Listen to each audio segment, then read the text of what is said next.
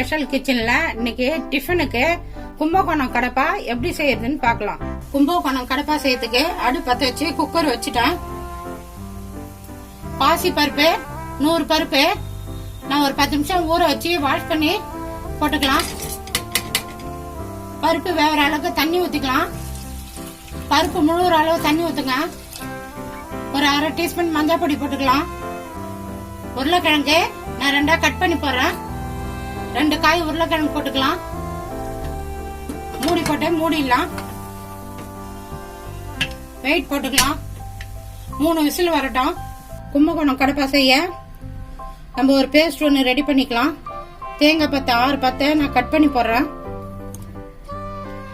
இஞ்சி ஒரு துண்டு அளவு எடுத்து தோல் சீவிட்டு கட் பண்ணி போடுறேன். முந்திரி பருப்பு ஒரு 10 பருப்பு போட்டுக்கலாம். பூண்டு ஒரு 10 பல்லு போட்டுக்கலாம். பச்சை மிளகாய் 4 போடுறேன். சோம்பு ஒரு டீஸ்பூன் போட்டுக்கலாம். கொஞ்சமா தண்ணி ஊற்றி பேஸ்ட் அரைச்சின்னு வந்துடலாம். பேஸ்ட் அரைச்சோம். பேஸ்ட் ரெடி ஆகி போச்சு. பருப்பு வந்துச்சான்னு பார்க்கலாம். நம்ம கும்பகோணம் கடப்பா செய்யறதுக்கு பாசி பருப்பு வச்சோம். 3 விசில் வந்துச்சு. வெயிட் இறங்கிடுச்சு.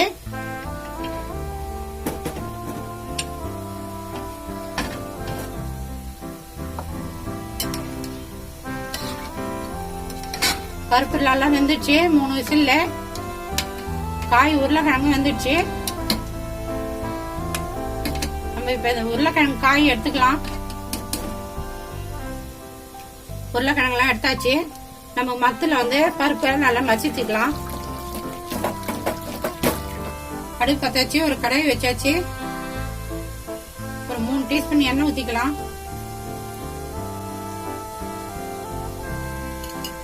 ஒரு 1/2 டீஸ்பூன் சோம்பு போட்டுக்கலாம்.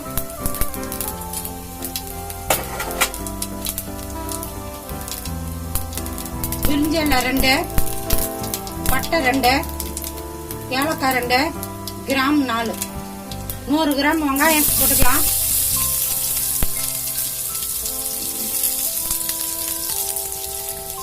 வெங்காயம் ஒரு கண்ணாடி பதம் வச்சோம். வெங்காயம் ஒரு கண்ணாடி பதம் வந்துச்சு. ஒரு கைப்பிடி கருவேப்பிலை போட்டுக்கலாம்.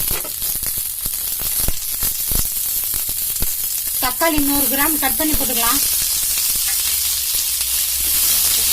தக்காளி வதங்க கூடாது. தக்காளி பச்சையாவே இருக்கணும்.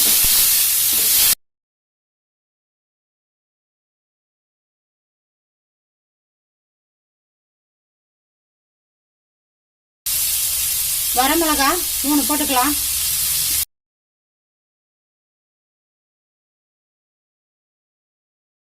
தக்காளி போட்ட உடனே நம்ம பாசி பருப்பு மசித்து வச்சிருந்தோம் அதை போட்டுக்கலாம்.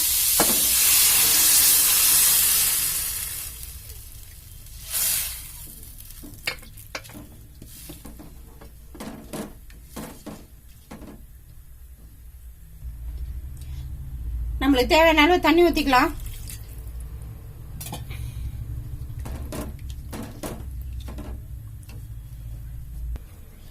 இதுக்கு தேவையான அளவு 2 டீஸ்பூன் உப்பு போட்டுக்கலாம். ஒரு கொதி வரட்டும். ஒரு தட்டு போட்டு மூடிடலாம். இப்ப குழம்பு ஒரு கொதி வந்துடுச்சு. நம்ம தேங்காய் பேஸ்ட் முந்திரி பருப்புலாம் போட்டு அரைச்சோம் போட்டுக்கலாம்.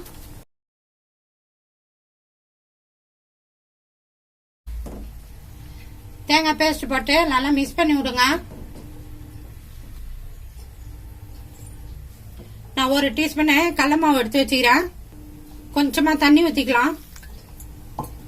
கட்டி முட்டி இல்லாத மாவு நல்லா மிக்ஸ் பண்ணிங்க. கடலை மாவு கரைச்சாச்சு. ஊத்திக்கலாம்.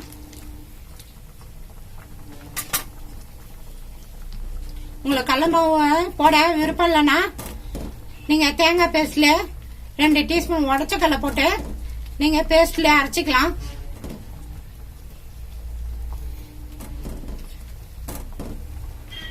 நம்ம உருளைக்கிழங்கு வேக வச்சு வச்சிருந்தோம். தோல் உரிச்சிட்டு உருளைக்கிழங்கு நல்லா கையால உடச்சி விட்டுக்கலாம். உடச்சி விட்டு போட்டுக்கலாம்.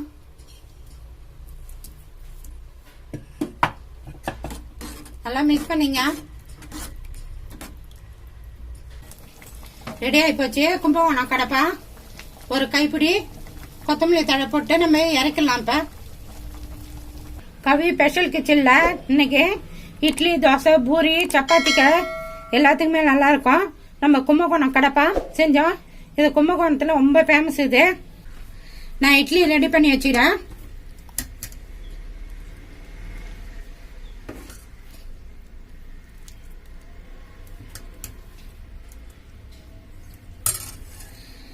நம்ம சாப்பிட்டு பார்த்தலாம் எப்படி இருக்குன்னு. நம்ம கும்பகோணம் கடப்பா ரெடி பண்ணோம். டிஃபனுக்கு ரெடி ஆகி போச்சு. நான் எப்படி செஞ்சேனோ அது மாதிரி செஞ்சு பார்த்துட்டு எப்படி இதுன்னு சொல்லுங்க. எனக்கு சப்போர்ட் பண்ணுங்க. இந்த வீடியோ பிடிச்சிருந்தா லைக் பண்ணுங்க, ஷேர் பண்ணுங்க, சப்ஸ்கிரைப் பண்ணுங்க.